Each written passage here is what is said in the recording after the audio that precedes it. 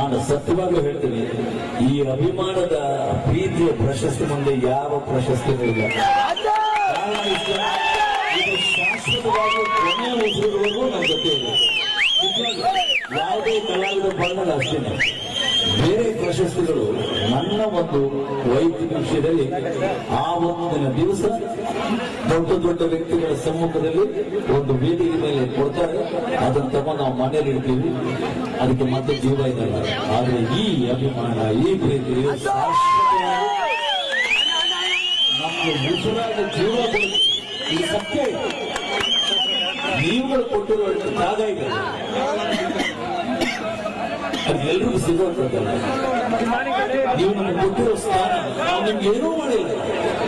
ಚಿತ್ರದಲ್ಲಿ ನಾವು ಅಭಿನಯಿಸುವ ಪಾತ್ರಗಳಿಗೆ ಇಂಥ ಒಂದು ಮಹತ್ವ ಕೊಟ್ಟು ಹೃದಯದಲ್ಲಿ ನಮಗೆ ಶಾಶ್ವತವಾದ ಸ್ಥಾನ ಕೊಟ್ಟಿದ್ದೀರ. ಜಗತ್ತಿನಲ್ಲಿ ಇದಕ್ಕಿಂತ ದೊಡ್ಡ ಪ್ರಶಸ್ತಿ ಯಾವುದೂ ಇದೆ ಇಲ್ಲ. ಇದಕ್ಕಿಂತ ಹೆಚ್ಚಾಗಿ ಸಂತೋಷ ಪಡೋದು ಅವನ ಜನಗಳು, ಅವನ ಅಭಿಮಾನಿಗಳು. ಆದ್ರೆ ಈ ಅಭಿಮಾನಿಗಳು ನಮಗಾಗಿ ಅಂಥ ದೊಡ್ಡ ಪ್ರಶಸ್ತಿ ಕೊಟ್ಟಿದ್ದಾರೆ.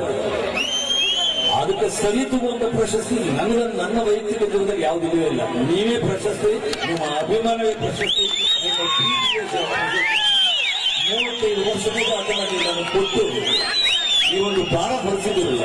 ಈ ಭಾರನ ಉಳಿಸ್ಕೊಳ್ಳೋಕೆ ಏನಾದ್ರೂ ನನಗೆ ಬಂದಿದ್ರೆ ನನ್ನ ಹೆಸರಿಗೆ ಹೇಳು, ಅದೆಲ್ಲ ನಿಮ್ಮಿಂದಾನೇ ಬಂದಿಲ್ಲ. ಏನೇ ಬಂದಿದ್ರು ಅದು ನಿಮಗೇ ಸೇರಿದೆ.